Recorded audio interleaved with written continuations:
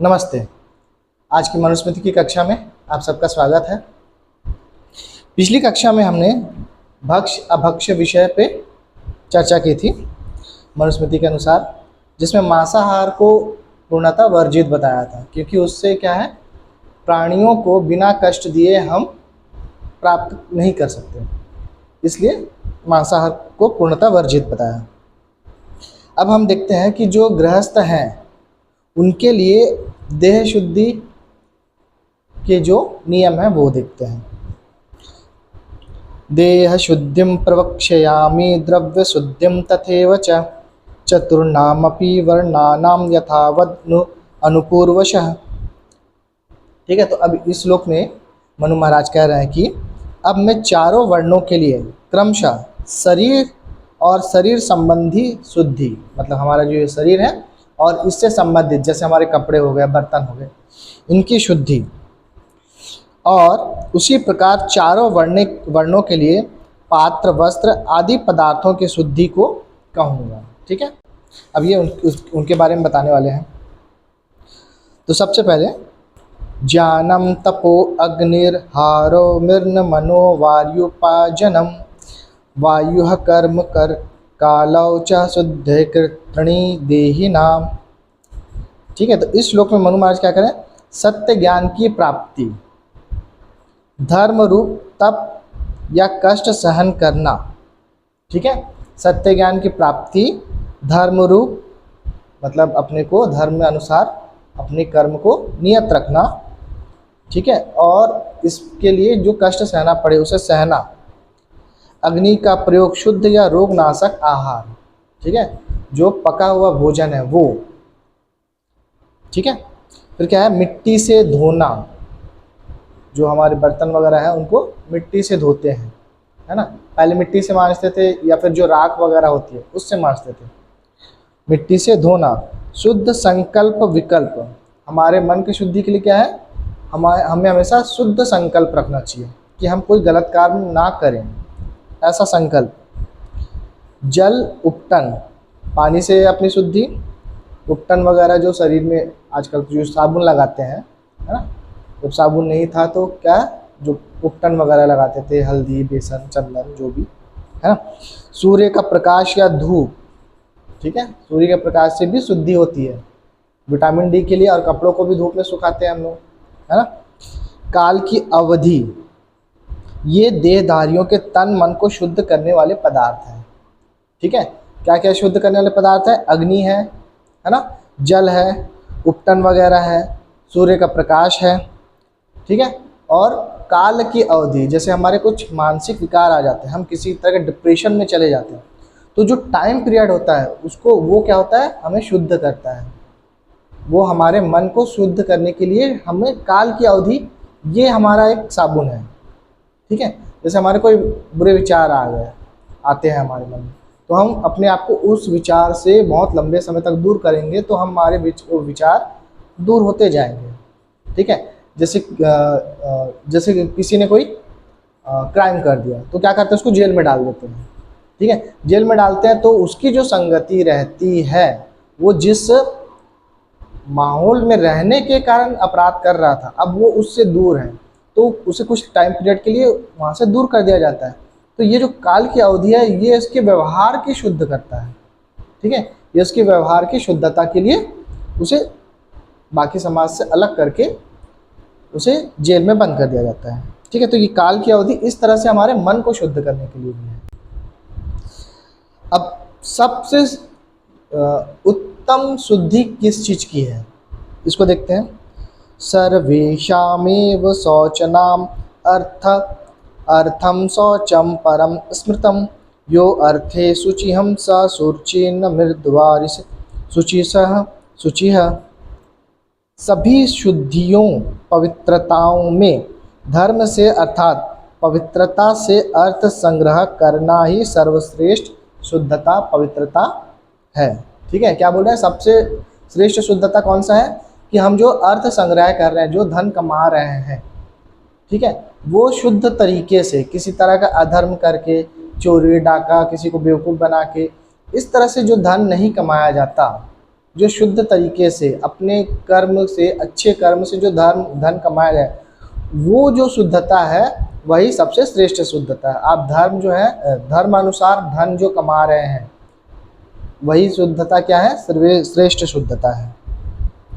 जो अर्थ धन संग्रह के विषय में पवित्र है, ठीक है, जो धन कमाने के जो तरीके हैं आपके पवित्र हैं, अर्थात अधर्म अन्याय से धन ग्रहण नहीं करता, वही सर्वश्रेष्ठ शुद्धि पवित्र कहलाता है। मिट्टी और जल से होने वाली शुद्धता, पवित्रता वैसी उत्तम शुद्धि नहीं है, ठीक है। मिट्टी और जल से तो हम क्या, हमारी बाहरी सफाई कर रहे हैं, लेकिन हमारा अर्थ गलत तरीके से आ रहा है, तो ये हमारी ये शुद्धि का कोई मतलब ही नहीं है। अर्थात वह तो केवल बाह्य शुद्धता है, वास्तविक शुद्धि तो मन आत्मा की पवित्रता है, ठीक है। हम सबसे ज़्यादा अपराध किस लिए होता है, धन के लिए ही होता है, ठीक है। तो धन अगर हम शुद्ध तरीके से कमा रहे हैं तो ये हमारे मन और आत्मा को भी पवित्र ही रखेगा। अब आगे देखते हैं, इसी का ऋषि अर्थ जो है वो भी एक बार देख लेते हैं। जो धर्म से ही सब पदार्थों का संचय करना है, वही सब पवित्रताओं में उत्तम पवित्रता, अर्थात जो अन्याय से किसी पदार्थ का ग्रहण नहीं करता वही पवित्र है। किंतु जल, मृतिका आदि से जो पवित्रता होती है वह धर्म के सदृश उत्तम नहीं होता, ठीक है। तो सबसे उत्तम किसको बोल रहे हैं कि आप जो धन कमा रहे हैं वो शुद्ध और पवित्र तरीके से कमाएं, ठीक है। और अब देखते हैं जो आपके चरित्र के में जो दोष आ जाता है उसकी शुद्धि कैसी होती है।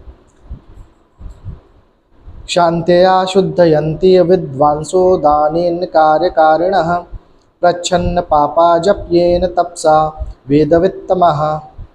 विद्वान शांति, निंदा, स्तुति, मान अपमान, हानि लाभ, क्षमा आदि को सहन करने से निर्धारित कर्तव्य से विरुद्ध कर्म करने वाले, प्रायश्चित पूर्वक यज्ञ, सत्संग, विद्या, परोपकार हेतु दान देने से, गुप्त रूप से पाप करने वाले अथवा मन से पाप का विचार करने वाले, प्रायश्चित पूर्वक ईश्वर का नाम और मंत्रों के जप करने से और वेदों के ज्ञाता धर्माचरण रूप तप करने से शुद्ध, पवित्र और निर्मल होते हैं, अर्थात उनकी पाप भावना उक्त प्रकार से नष्ट हो जाती है, ठीक है।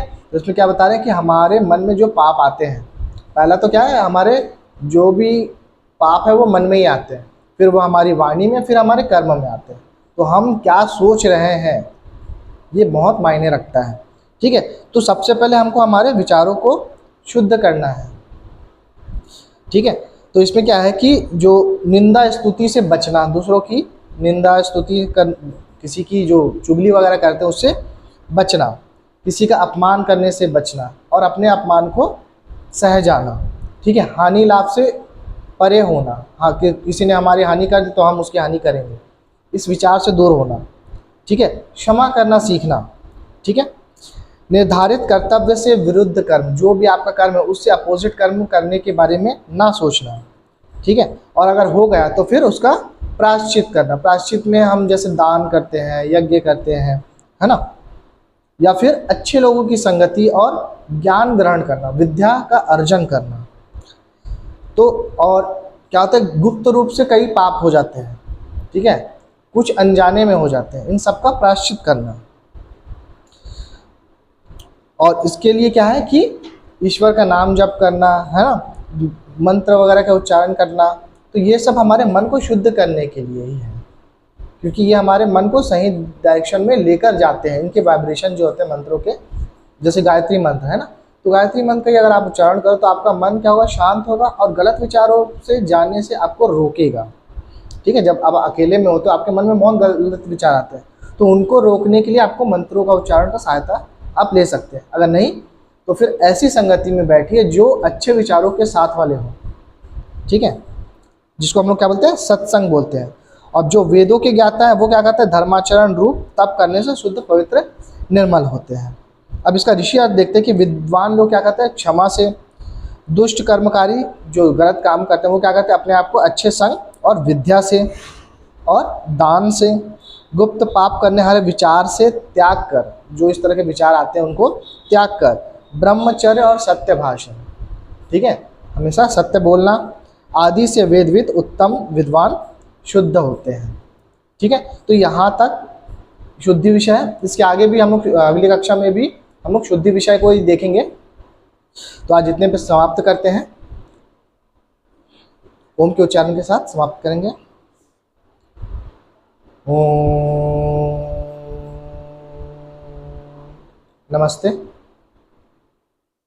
हमारे वीडियो को देखते हुए यदि आपके मन में कोई प्रश्न हो तो आप कमेंट बॉक्स में लिख सकते हैं। हमारा वीडियो आपको अच्छा लगे तो लाइक शेयर कीजिए और चैनल को सब्सक्राइब करना ना भूलें। धन्यवाद।